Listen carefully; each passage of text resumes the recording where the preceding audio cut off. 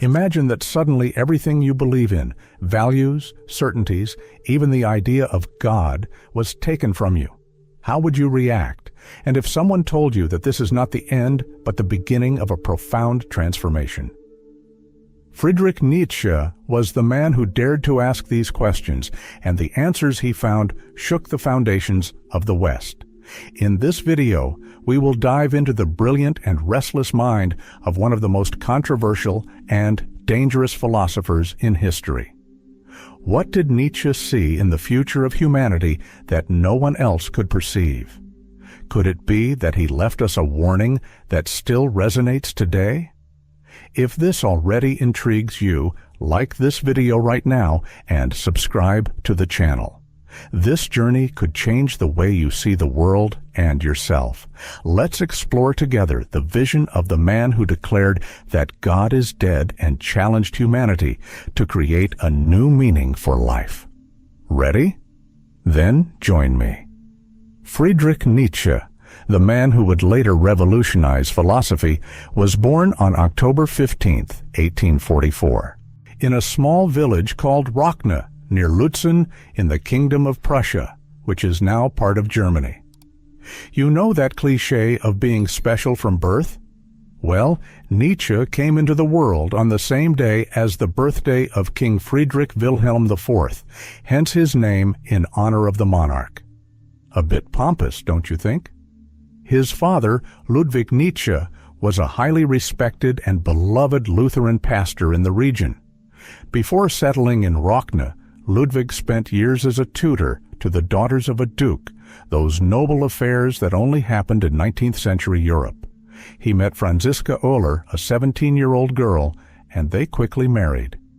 When Friedrich was born, Franziska was just 19, and soon two more children arrived, Elizabeth in 1846 and Ludwig Joseph in 1848.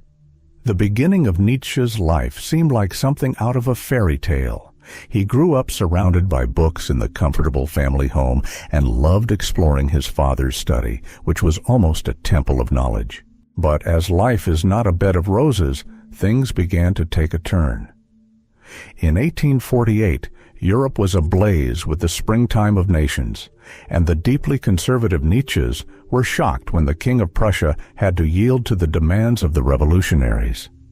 If that wasn't enough, family dramas also began knocking at the door. Shortly after, Ludwig, Friedrich's father, began suffering from mysterious seizures. The doctors didn't know what to do, and he passed away in July 1849. The family didn't even have time to recover because in January 1850, little Ludwig Joseph, Nietzsche's younger brother, also died just weeks before his second birthday. It was one blow after another. With so many changes, the family's life took a complete turn. Franziska, Friedrich, and Elizabeth moved to Naumburg, where they began living with their paternal grandmother, Ermut, and two aunts. For a child of just 5 years, affectionately called Fritz, leaving the peaceful rural environment of Rocken to adapt to urban life in Naumburg was not easy. The city had a different rhythm, a different way of life, and little Friedrich took some time to find his place in this new setting. In 1851, Friedrich Nietzsche began receiving private lessons from a young priest in training named Weber. It was during this time that he befriended two companions who would become important in his childhood. Wilhelm Pinder, who lived in one of the city's most elegant houses, and his cousin, Gustav Krug, the son of a respected local official and a very talented musician. The three formed an inseparable group. When he turned 10 in October 1854, Nietzsche and his friends were admitted to the cathedral school, a significant moment in young Friedrich's academic life. 2 years later, the Nietzsche family moved to a larger house, which brought some novelties, a new piano and lessons with a local choir master. Friedrich quickly proved to be not only a diligent student, but also a promising musician. But not everything was easy during this period. Shortly after turning 13 in October 1857, Nietzsche began suffering from severe headaches. His worried mother temporarily pulled him out of school so he could recover. During this forced break, he didn't remain idle. He wrote 2 short works, and later, while visiting maternal relatives in Poblis, drafted a brief autobiography that revisited memories of his childhood, especially those of his home in Rücken. One of the most notable parts of this account dealt with music. Friedrich, already with firm opinions, praised the great classical masters like Mozart, Haydn, and Beethoven, saying their works elevated the spirit. In contrast, he criticized contemporary romantic composers like Liszt and Berlioz, who, according to him, only sought to entertain or impress. It's interesting to note that although he would later challenge these ideas in his adult life, his literary and critical talent was already evident at a young age. In September 1858, Nietzsche received a scholarship to the renowned boarding school Pforta, one of the best of its time, located west of Naumburg.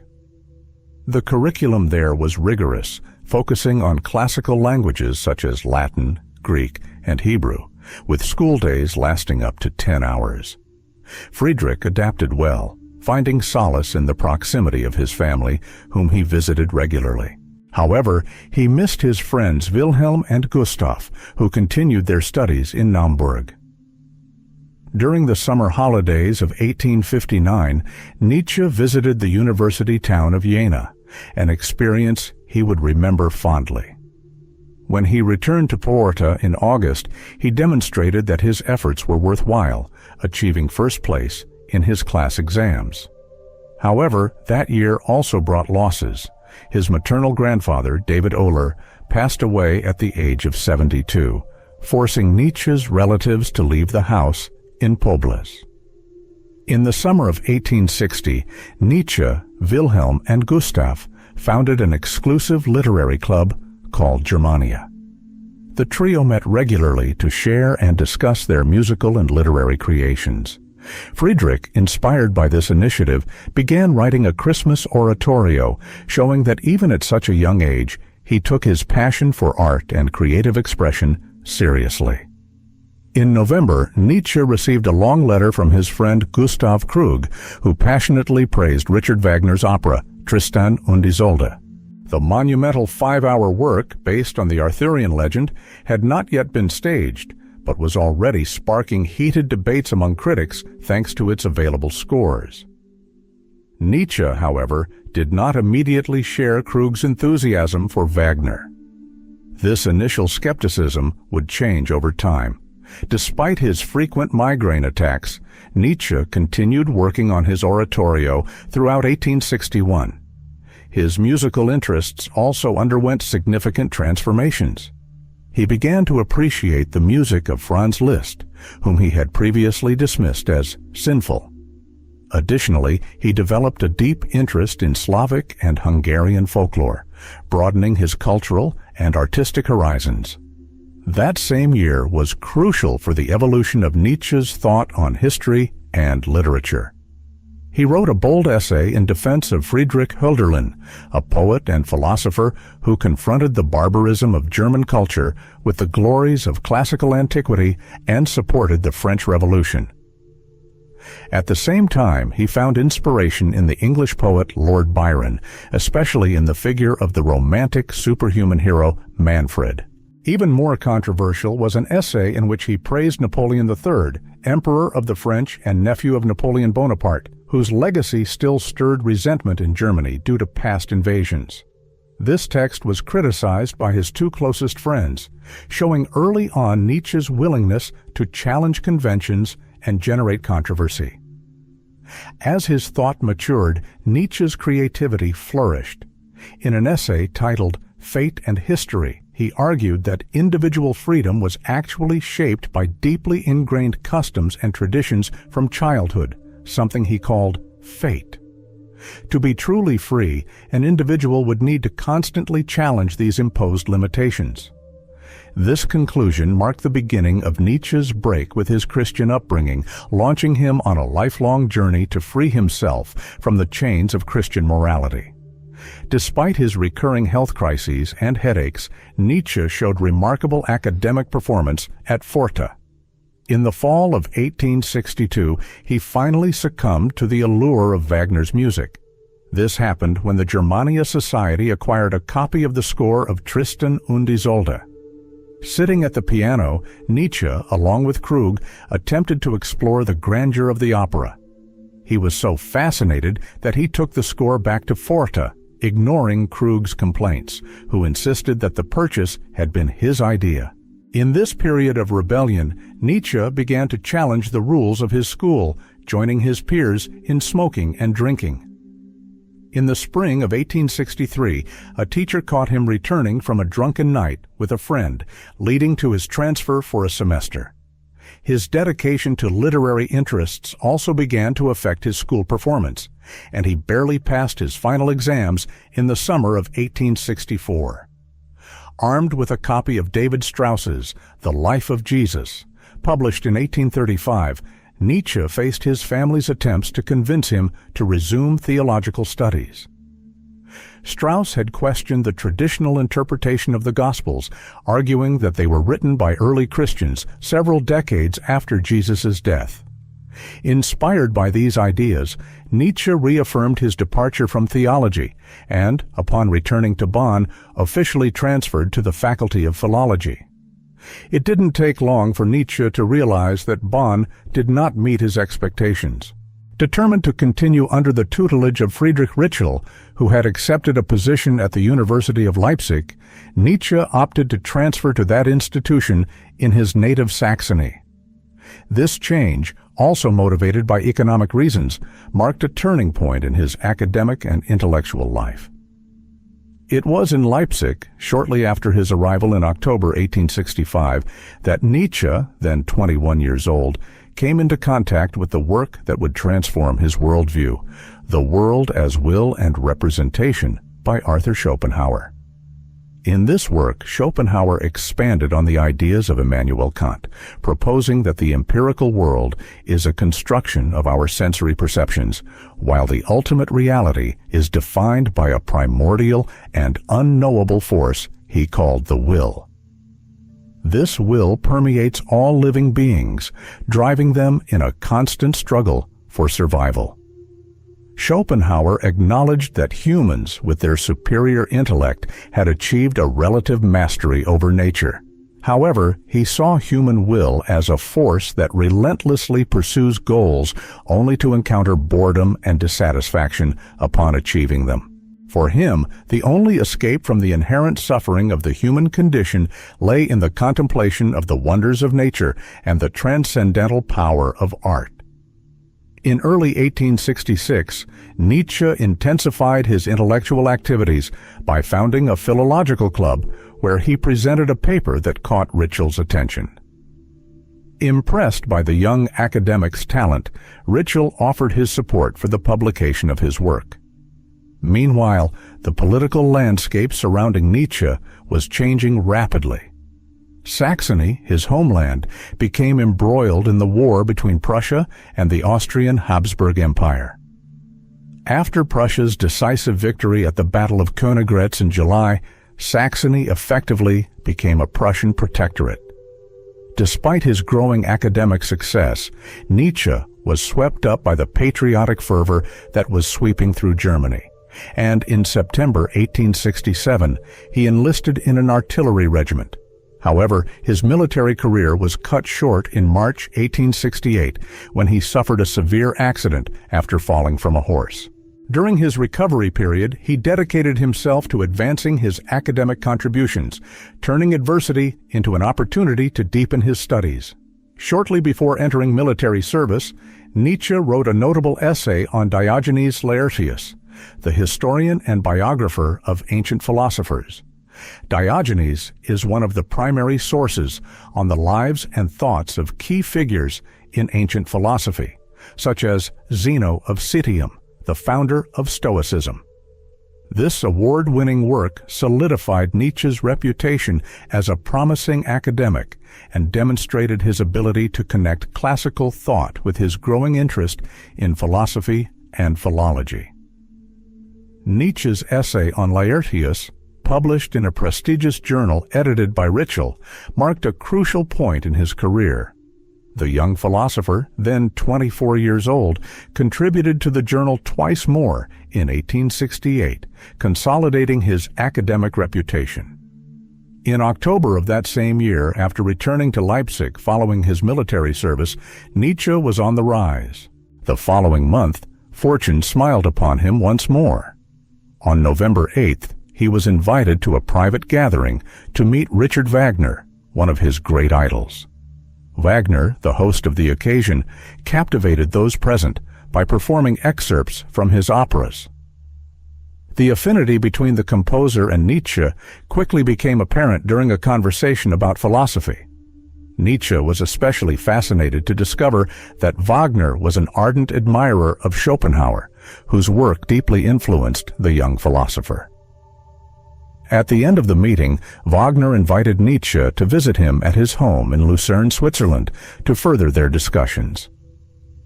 Shortly thereafter, Nietzsche received an unexpected offer, a chair in classical philology at the University of Basel. The proposal was tempting, with an annual salary of 3,000 Swiss francs, and he accepted it immediately, even without having completed his university course. The impact of his early publications was enough to convince his future colleagues that he deserved the position. Thus, in March 1869, Nietzsche set off for Switzerland, embarking on a new phase in his academic life. Despite his enthusiasm for his new position, Nietzsche faced personal challenges. Separated from friends and family, he sought refuge in Tribschen, where he frequently visited Wagner.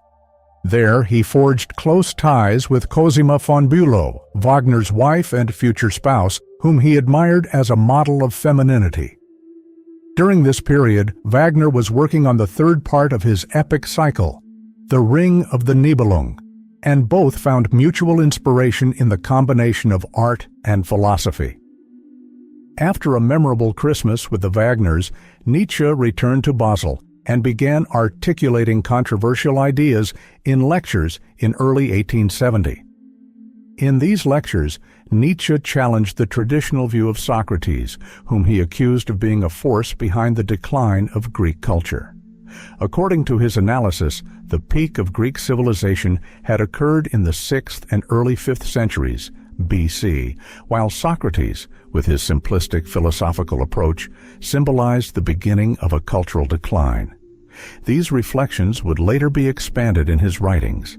Despite achieving professional stability with the confirmation of his position in Basel as a permanent professor in April 1870, Nietzsche faced growing difficulties. His workload of 20 hours a week limited his time for research and writing, which discouraged him. Shortly thereafter, Wagner announced his intention to move to Bayreuth in Bavaria, where he planned to establish an opera theater with the support of King Ludwig II. Nietzsche, affected by the news, even wrote to Cosima suggesting that he might leave his professorship to follow Wagner. Nietzsche's situation became even more complicated with the outbreak of the Franco-Prussian War in July 1870. After spending the summer holidays with the Wagners, he obtained permission from the university to serve as a nurse in eastern France. Nietzsche witnessed the horrors of the conflict up close, arriving in Nancy, Lorraine, shortly before the decisive Prussian victory at Sedan in September 1870. Although brief, the war left deep marks on Nietzsche. He contracted diphtheria and dysentery during his medical assistant duties, further worsening his fragile health. Initially, he sympathized with the unification of Germany under Prussian leadership. However, by the end of the conflict, his perspective had changed. Prussian aggression and the consequences of the war shaped a more somber and critical view that would influence his thoughts in the years to come. Nietzsche's trajectory in these early years was marked by intellectual successes and personal challenges. His connections with Wagner, his contributions to philology, and the traumatic experiences during the war not only shaped his career, but also the philosophy he would later develop, filled with critiques of cultural legacy and the spirit of his time. Nietzsche and the transformation of his intellectual trajectory. During the winter of 1870, While recovering from the illnesses contracted during the Franco-Prussian War, Nietzsche began to reconsider his academic trajectory. Dissatisfied with the limitations of philology, he decided to explore philosophy in a broader and more direct way. However, this period of reflection and transition was marked by emotional ups and downs. After a festive Christmas where he witnessed Wagner perform the Siegfried Idyll as an intimate gift for Cosima, Nietzsche fell into a depressive state. The refusal of his friends to join him in Basel further aggravated his loneliness. The situation became even more discouraging when his application to assume the chair of philosophy at the university was rejected. Seeking to renew his health and spirit, Nietzsche retreated to Lugano in Italian-speaking Switzerland, where he began working on an ambitious project, a deep analysis of Greek tragedy. The result of this effort was The Birth of Tragedy, published in December 1871. In this work, Nietzsche presented a bold and innovative vision of Greek tragedy, identifying a symbolic struggle between two opposing forces, the Apollonian and the Dionysian. The Apollonian represented order, reason, and harmony, while the Dionysian symbolized chaos, emotion, and ecstasy. These concepts were inspired by the cults of the gods Apollo, associated with music and dance, and Dionysus, related to wine, excess, and madness. For Nietzsche, music was the purest expression of the Dionysian essence, and he speculated that Greek epic poetry had been profoundly influenced by music. Nietzsche dedicated the book to Wagner, arguing that the composer had captured the spirit of the Greek tragedians by harmoniously balancing Apollonian and Dionysian elements in his works. Wagner was delighted with the praise and asked Nietzsche to send copies of the book to prestigious figures such as King Ludwig II of Bavaria and Franz Liszt. Despite finding receptivity among artists and musicians, the book was not well received by the academic community, which criticized Nietzsche's speculative approach to philology. Among the detractors was his former mentor, Friedrich Nietzsche, whose disapproval was a hard blow for the young author. Nevertheless, The Birth of Tragedy stands today as a profoundly original interpretation of classical Greek culture. In the early 1870s, Nietzsche was already beginning to chart an independent path, distancing himself from the academic conventions of his time. He saw himself, alongside Wagner, as part of the vanguard of a movement seeking to revitalize German culture, returning it to the greatness of the era of Kant, Mozart, Goethe, and Beethoven. In early 1872, Nietzsche expanded his cultural critiques in a series of public lectures aimed at the German educational system. He warned against the excessive democratization of education, which, in his opinion, was prioritizing practical training at the expense of the pursuit of knowledge as an end in itself. Although he recognized the importance of technical training for public officials, farmers, and workers, Nietzsche lamented that cultural education and intellectual thought were being marginalized in favor of exclusively functional and professional objectives. This critique of the educational system reflected his broader concern for the state of European culture. Nietzsche believed that the excess of utilitarianism in education was eroding the values and educational goals of the 19th century. This period marked a turning point in Nietzsche's career and thought. Despite the criticisms he faced, he continued to shape his unique vision, challenging conventions and laying the groundwork to become one of the most influential thinkers of his time and beyond. A recreation of Nietzsche's journey, ideas, controversies, and illnesses. In May 1872, Nietzsche was in Bayreuth to participate in the cornerstone-laying ceremony for the new theater envisioned by Richard Wagner. The construction of this monumental space was the fruit of Wagner's vision and was designed to realize his artistic ambitions. Upon returning to Basel, Nietzsche quickly found himself embroiled in an intense debate in the national newspapers about the merits of his book, The Birth of Tragedy. Although he appreciated the public attention, he realized that the reception among his fellow philologists was predominantly negative. During the summer holidays in Italy, Nietzsche reflected on his circumstances, but upon returning to Basel, he encountered more disappointments. Only 2 students had enrolled in his course on Greek and Roman rhetoric, forcing him to cancel a second planned course on Homer. Undeterred, he redirected his energy toward an ambitious study of the pre-Socratic philosophers, intending to publish it under the title Philosophy in the Tragic Age of the Greeks. He aimed to release it in time for Wagner's 60th birthday in May 1873. In April, Nietzsche returned to Bayreuth to visit Wagner and inspect the theater's construction. However, the reading of his manuscript was met with a cold reception, and even an attempt to ease the tension by playing the piano was awkwardly received. Despite this, he persisted in his creative efforts. In early May, while finalizing his new book, Nietzsche was distracted by the publication of The Old Faith and the New by David Strauss.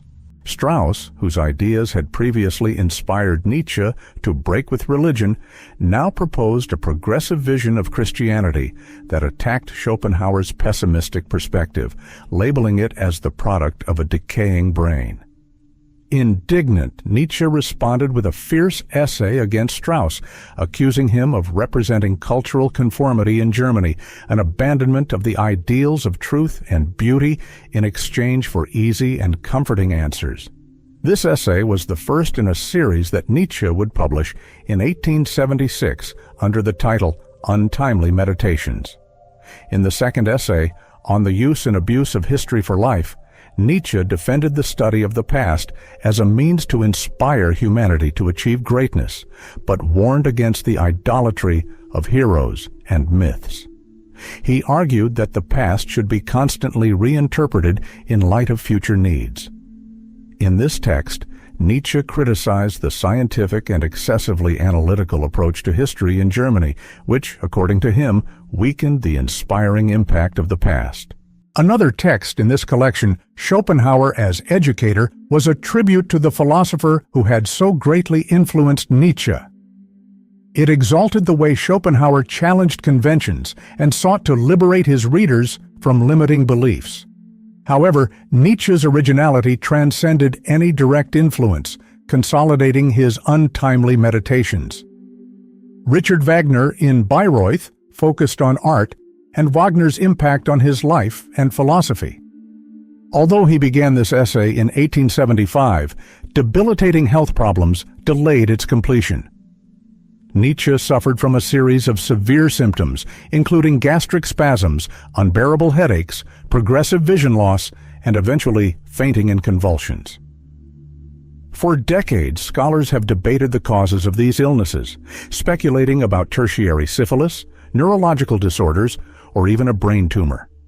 Only in July 1876 did Nietzsche recover enough strength to finalize the manuscript of Richard Wagner in Bayreuth, with the help of Heinrich Koselitz, a young musician and admirer. The book was immediately sent to Wagner, who invited Nietzsche to witness the final rehearsals of the Ring cycle in August. Thus, amid intellectual fervor, public controversies, and health challenges, Nietzsche continued to shape his worldview and influence future generations. The Evolution of Nietzsche, Conflicts, Philosophy, and Creative Freedom. On July 22, 1876, Nietzsche arrived in Bayreuth, where he found a city filled with aristocrats drawn more by the social atmosphere of the occasion than by a genuine appreciation of Wagner's works. Uncomfortable with the environment and seeking to avoid the crowds, he even declined an invitation to meet the King of Bavaria. During this period, the University of Basel had granted him a sabbatical year, allowing him to travel and reflect. He spent the first part of this break in Italy with Malwida von Meisenburg, a German aristocrat who had left her family to join European revolutionaries. A fervent admirer of both Wagner and Nietzsche, Meisenburg had become a close confidant since they met in Munich years earlier, despite the 28-year age difference between them. In Sorrento, Nietzsche was accompanied by Albert Brenner and Paul Rée. two former students with whom he shared intense philosophical discussions.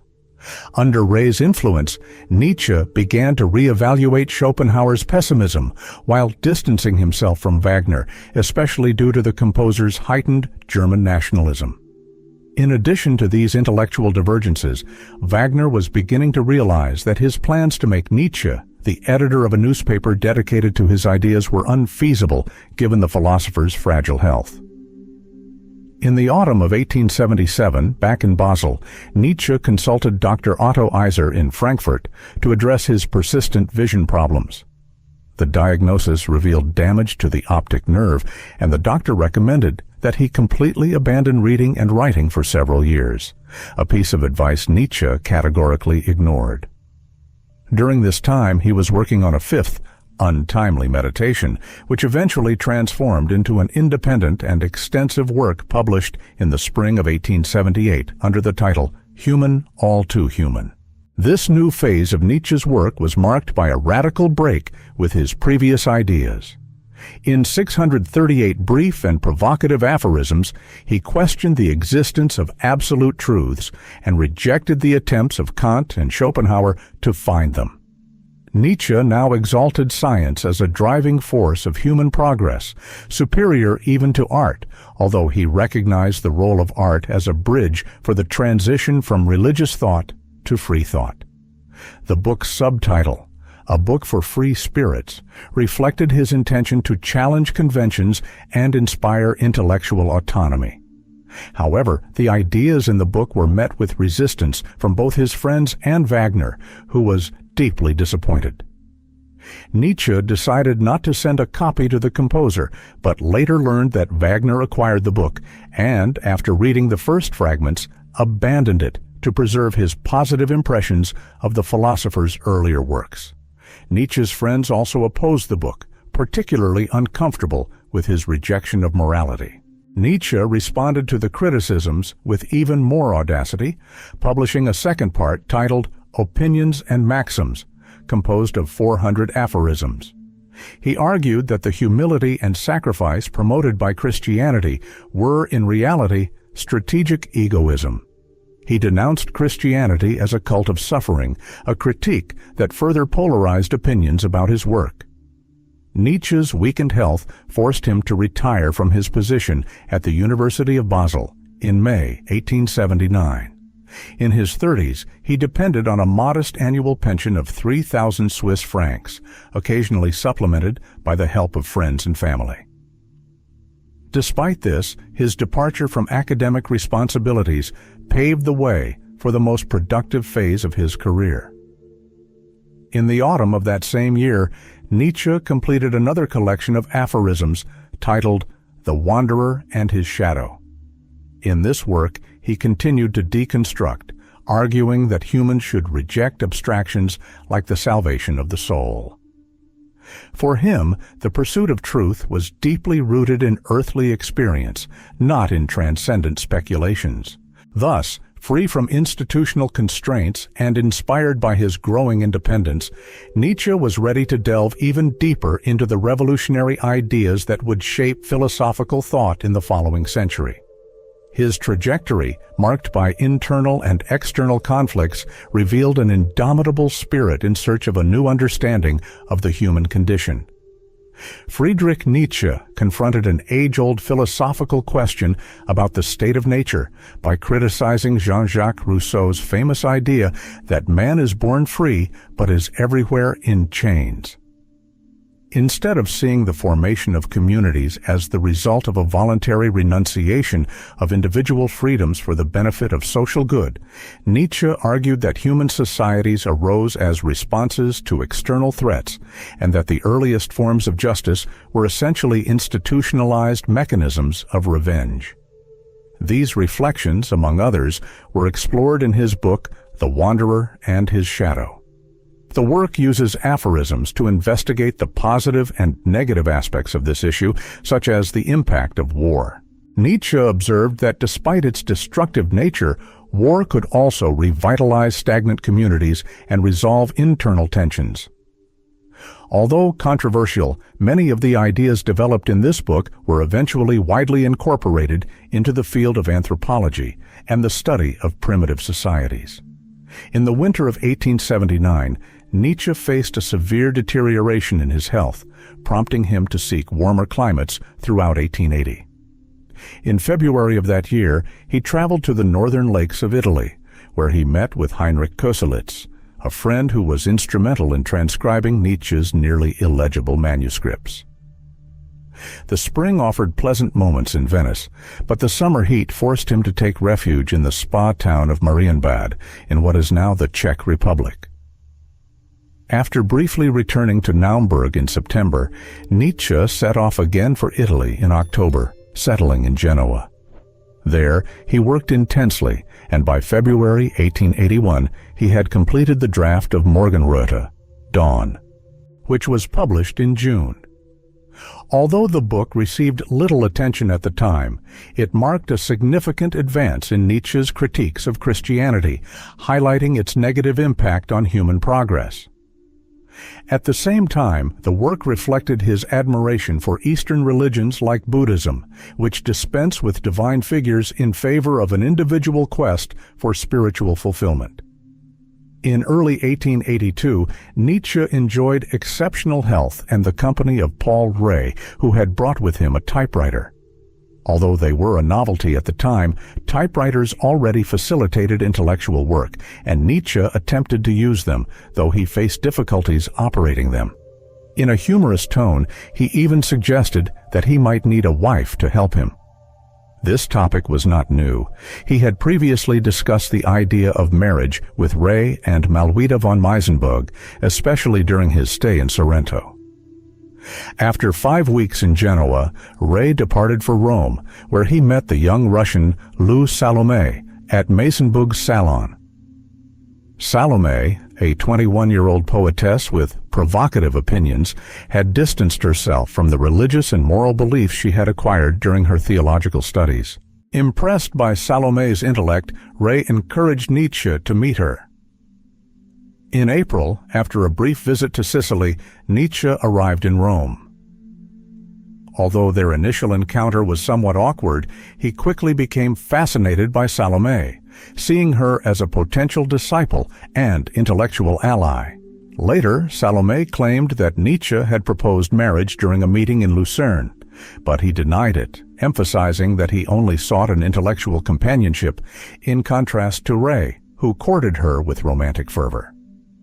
The three planned to create a philosophical community in Vienna, but the idea generated skepticism among Nietzsche's close friends. He assured them that his relationship with Salome was purely intellectual and described her as his philosophical successor. However, the situation became complicated when Nietzsche introduced Salome to his sister Elizabeth during a visit to Bayreuth, where they attended Wagner's opera, Parsifal. Although outwardly friendly, Elizabeth harbored hostility toward the young Russian, especially because Nietzsche despised the Christian inspiration of the work. During this period, Nietzsche published The Gay Science, where he explored the biological evolution defended by Charles Darwin. Although he supported some Darwinian ideas, Nietzsche challenged the concept of the survival of the fittest, arguing that mere survival could not be the ultimate purpose of life. He cited figures like Raphael and Mozart, who made enormous contributions to culture, but died young and without leaving descendants. Friedrich Nietzsche saw human existence as simultaneously comic and tragic. The comic aspect lay in the vanity of humans, fragile and ephemeral creatures who believed they could dominate the uncontrollable forces of nature. On the other hand, the tragic element arose from the recognition of humanity's insignificance in the vastness of the cosmos. In a defiant tone toward the end of his book, Nietzsche urged his readers to engage in an intellectual war, promoting science in opposition to religion. The Gay Science is a peculiar work in which Nietzsche attempted to integrate Charles Darwin's evolutionary biology with an innovative theory of cultural evolution. Despite the optimistic title, the philosopher concluded that the tragic aspects of existence would inevitably prevail. However, his relationship with Lou Salome offered Nietzsche a rare glimpse of optimism and joy in his life. During the summer of 1882, the two spent 3 weeks in intense philosophical debates in the forest of Teutoburg in Saxony. Nietzsche described this period as one of the happiest moments of his life. However, not everything was harmonious. Discussions with his sister and mother about the nature of his relationship with Salome generated tensions that led Nietzsche to leave Naumburg and seek refuge in Leipzig. There, the fragile foundations of the intellectual triangle between Nietzsche, Salome, and Paul Rée began to crumble. Rée, consumed by jealousy, could not accept Nietzsche's insistence on spending time alone with Salome, while the strong-willed and determined young Russian refused to be intellectually dominated by Nietzsche or anyone else. Nietzsche's private notebooks from that time reveal that his admiration for Salome had acquired a physical dimension which only intensified his frustration when the relationship with her began to fall apart. The distancing between the three left Nietzsche deeply affected. He fell into a severe depression, resorting to increasing doses of opium to alleviate both his weakened health and his emotional pain. Isolated in Rapallo, Italy, he attempted to maintain contact with his former companions through correspondence filled with bitterness, but all his efforts were in vain. Despite the emotional chaos, this turbulent period was marked by intense intellectual productivity. Nietzsche began working on Thus Spoke Zarathustra, a work that many consider the pinnacle of his thought. In this work, he sought to construct a completely original philosophical structure, breaking away from the influence of Schopenhauer, Kant, and other great thinkers. In Thus Spoke Zarathustra, Nietzsche chose Zoroaster as the central figure to express his ideas.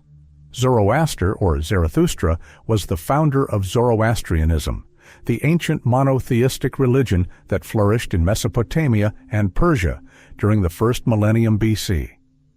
This faith presented an eternal struggle between the creator Ahura Mazda and the demon Angra Mainyu.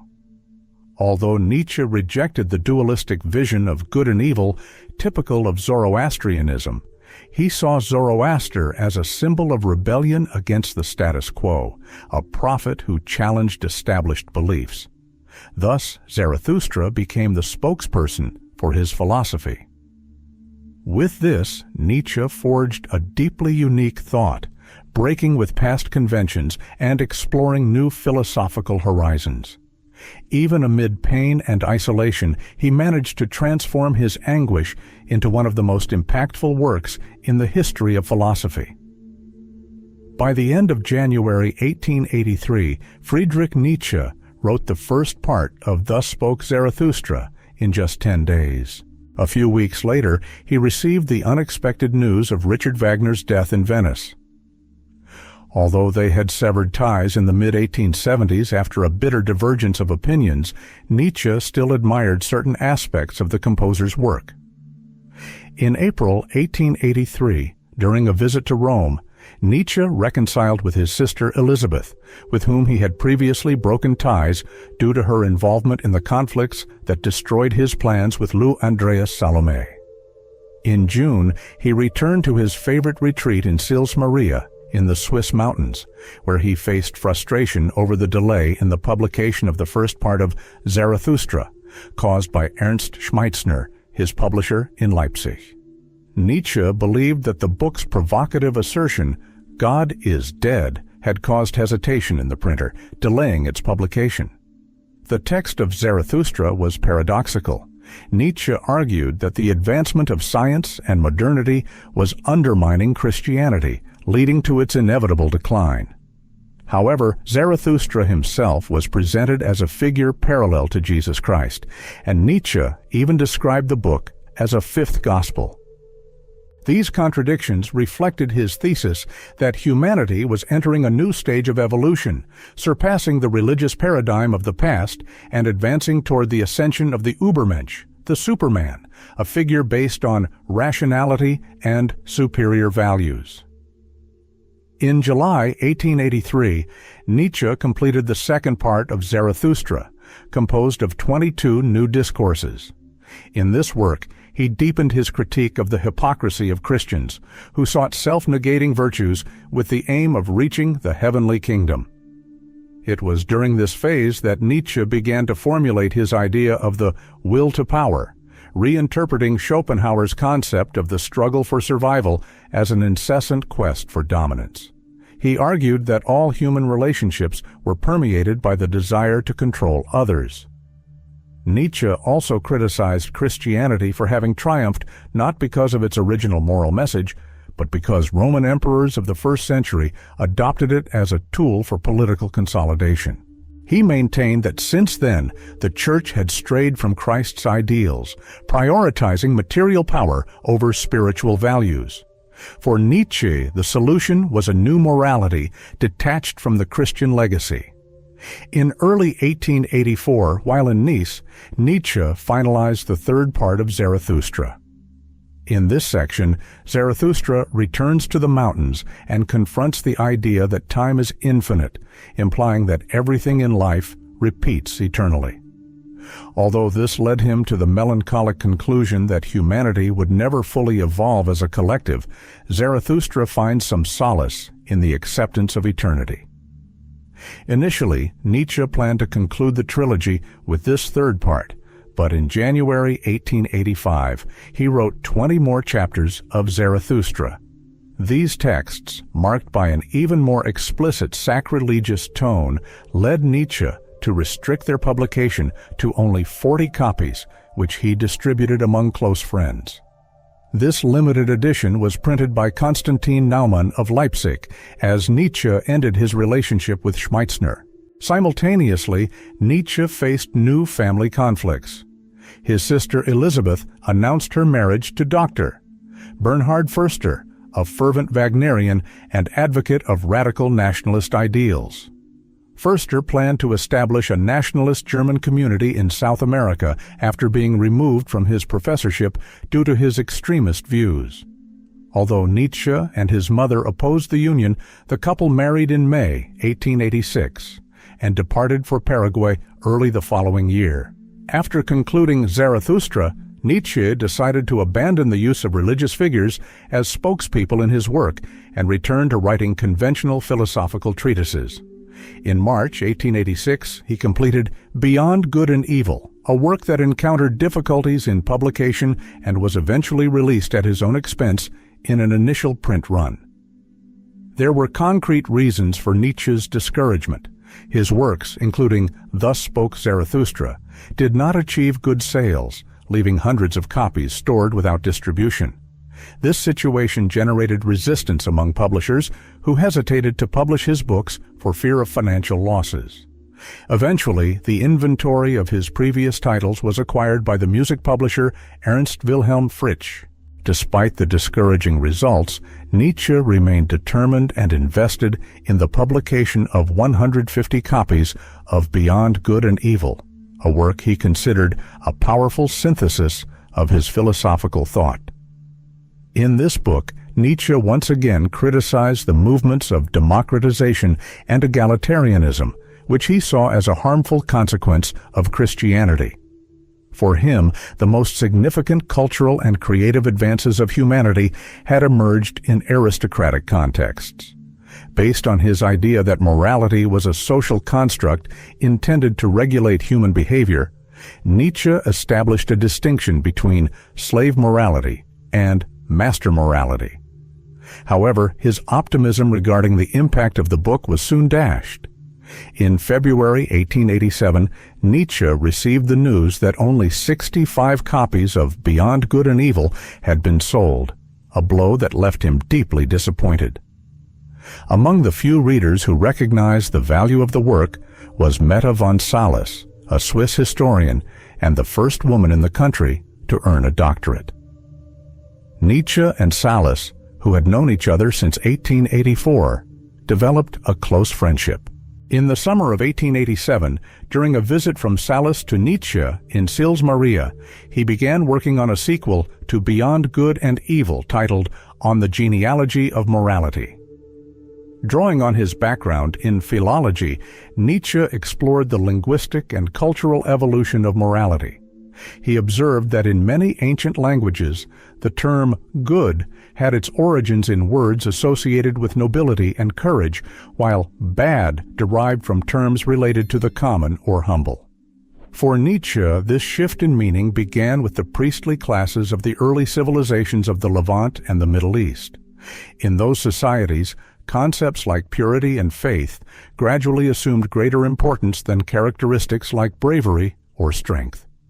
This tradition reached its peak in the teachings of Jesus of Nazareth, who valued compassion for the poor and humble as a form of spiritual reward. Nietzsche saw the warrior class of the Germanic and Scandinavian conquerors as responsible for preventing Europe from becoming a Christian theocracy after the collapse of the Roman Empire. Although they adopted Christianity, these peoples established aristocratic hierarchies inspired by the Roman system of governance. However, historical events like the Protestant Reformation and the French Revolution signaled a return to slave morality in places like Calvinist Geneva in the 15th century. Although many disagree with Nietzsche's conclusions about morality, the rigor with which he analyzed the development of Judeo-Christian ethics over millennia makes On the Genealogy of Morality one of his most impactful and relevant works for philosophy. During the process of creating his philosophical works, Nietzsche faced constant health crises. Nevertheless, in the early months of 1888, during a season in Nice, he enjoyed an unexpected physical improvement, the best in years. During this period, he conceived an ambitious project, a work in 4 volumes titled The Will to Power, which he envisioned as the culmination of his philosophy. However, by March, he realized that the undertaking was too grand and decided to abandon it. In search of a new refuge, Nietzsche chose Turin, whose atmosphere and rich musical life deeply captivated him. He remained in the city for 3 months before moving again to Sils Maria. During this interval, he immersed himself in a creative explosion, writing The Case of Wagner, a fierce critique in which he transformed his former musical idol into a symbol of European cultural decadence. He then worked on Twilight of the Idols, a scathing attack on the philosophical and religious doctrines he despised. The title of this work parodied the last opera of Wagner's Ring Cycle, Twilight of the Gods. Afterward, Nietzsche produced The Antichrist, where he explored the origins of Christianity. He argued that while Jesus taught how to live free of hatred and resentment, the early Christians transformed his message into a repressive doctrine structured around concepts of heaven and hell, used as tools of control. Nietzsche compared Jesus' teachings to Buddhism, asserting that Buddhism promises nothing but fulfills everything. Christianity promises everything but fulfills nothing. In September, Nietzsche returned to Turin to commemorate his birthday on October 15, 1888. He began writing an autobiographical work titled Ecce Homo, echoing the words attributed to Pontius Pilate when presenting Jesus to the crowd. In this small book, Nietzsche sought to dispel misunderstandings about his work with provocatively titled chapters like Why I Am So Wise and Why I Write Such Good Books. Nietzsche reviewed his work, his inspirations, and even his deteriorating health using a humorous and often exaggerated tone, even declaring that his Zarathustra surpassed any creation by Goethe, Shakespeare, or Dante. Despite the evident irony, the work reflects Nietzsche's deep confidence in his own literary genius. During the writing of Ecce Homo, completed in just 3 weeks, Nietzsche revisited his break with Wagner, an episode that still haunted him. Compiling fragments from his previous works, he argued that it was not he who changed his mind about German culture, but Wagner who became increasingly nationalistic and conformist with the popular spirit of the time. However, Nietzsche's remarkable productivity during the 1880s came to an abrupt end. At the end of 1888, his mental health began to deteriorate rapidly. He started experiencing fits of rage and delusions of grandeur, writing letters addressed to Kaiser Wilhelm II and Bismarck, making grandiose claims, and even mentioning plans to create an anti-German league aimed at overthrowing the German Empire. In a correspondence from January 1889 with Meta von Salis, he declared, "God is on earth," and claimed to have imprisoned the Pope, as well as ordered the execution of the Kaiser and Bismarck. According to accounts, Nietzsche's public collapse became evident after an incident on the streets of Turin. Allegedly, he saw a horse being whipped and, moved by compassion, ran to protect it before collapsing at its feet. This episode symbolized the critical state of his mental health. Although the exact causes of his condition are debated, with hypotheses ranging from syphilis to a brain tumor, it is undeniable that his situation worsened dramatically between 1888 and 1889. Erratic behaviors became evident, and his family acted quickly to bring him back to Switzerland. After medical examinations, it was concluded that Nietzsche had likely contracted syphilis in his youth. He was then moved to the care of his mother, Franziska, in Naumburg. For a year or two, he could still communicate coherently in isolated moments, but his condition deteriorated irreversibly over time. The fate of Friedrich Nietzsche's unpublished works remained uncertain until 1892, when his sister Elisabeth granted the publisher Konstantin Naumann the rights for a second edition of Nietzsche's complete works. This new edition was organized by Heinrich Koselitz, who used the pseudonym Peter Gast, a nickname given by Nietzsche in recognition of his musical abilities. However, the failure of Elisabeth and her husband Bernhard Förster's attempt to establish a nationalist German colony in Paraguay led Bernhard to suicide in a moment of despair. Following this event, in 1893, Elisabeth decided to take control of her brother's work and legacy, sidelining Koselitz and assuming total control. She wrote a biography of Nietzsche in which she revived attacks against Lou Salome, blaming her for the philosopher's psychological collapse. The relationship between mother and daughter also deteriorated when Elisabeth insisted on the publication of The Antichrist in 1895. After a disagreement, she bought the rights to the royalties of Nietzsche's work from her mother, Franziska. After Franziska's death in April 1897, Elisabeth moved Nietzsche to the Villa Silberblick near Weimar. Despite his weakened condition, she frequently received admirers and brought them to visit him. On August 25, 1900, just a few months before his 56th birthday, Friedrich Nietzsche passed away at the Villa Silberblick from a heart attack. 3 days later, he was buried alongside his father in the parish church of Rücken, despite the objections of the local pastor. Nietzsche, a philosopher who dedicated his life to challenging Christian morality and Western conventions, ironically found his final resting place in Christian soil. Another irony lies in the fact that, just as Nietzsche believed that Jesus' teachings were distorted after his death, his own thought was frequently misunderstood and appropriated by various political movements. Imperialists, communists, and fascists distorted concepts like the will to power, superior morality, and the Übermensch to justify their agendas. The main person responsible for these misinterpretations was Elisabeth Förster Nietzsche, who promoted her brother as a German nationalist and anti-Semite. Elisabeth was even received by Adolf Hitler on several occasions and died in 1935 at the age of 88. Both Nietzsche's and Wagner's works were manipulated by the Nazi regime in the 1930s and 1940s for ideological purposes. Nietzsche remains one of the most controversial figures in the history of thought. He is widely recognized as one of the most original and provocative philosophers of modern times. His writings, such as The Birth of Tragedy, Beyond Good and Evil, Thus Spoke Zarathustra, and the essays in Untimely Meditations, offered radically new approaches to philosophy. On the other hand, many considered his ideas about rejecting egalitarianism and Western morality as unsettling.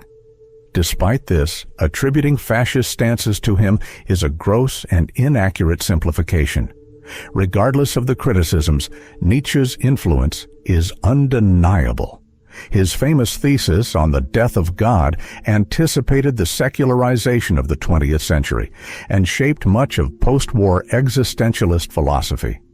His reflections on social evolution were incorporated into disciplines such as history, anthropology, and sociology. The most notable aspect of Nietzsche's legacy is the vast breadth of his work, which transcends philosophy by exploring history, philology, religion, literary criticism, musical theory, and much more. His influence extends far beyond the limits of any specific academic field, making him impossible to ignore in the modern intellectual landscape. And you, what do you think of Friedrich Nietzsche? Was he a visionary genius who challenged humanity to surpass its cultural and intellectual limits, or were his ideas the reflection of a tormented and declining mind? Share your opinion in the comments. Thank you for joining us on this incredible journey through the life and legacy of Nietzsche. I must say, you who have made it this far with me are truly special. Think for a moment. Just as Nietzsche faced his greatest questions in the solitude of the mountains, perhaps you too are seeking answers amid life's uncertainties. And that is what connects us, the restlessness of those who do not settle for easy answers. You're not just watching a video, you're participating in a movement of free minds, challenging ideas and questioning in a new piece of the puzzle of your worldview. Leave your comment as well. I want to know what provoked you the most in this video, what sparked your curiosity, or made you think differently. Your participation is what drives us. And if you want to continue this journey through the ideas that transformed the world, don't waste time. Click on one of the videos that just appeared on the screen now. In 5 seconds, I'll be waiting for you there to dive even deeper into the great questions of philosophy. Let's explore together what truly matters.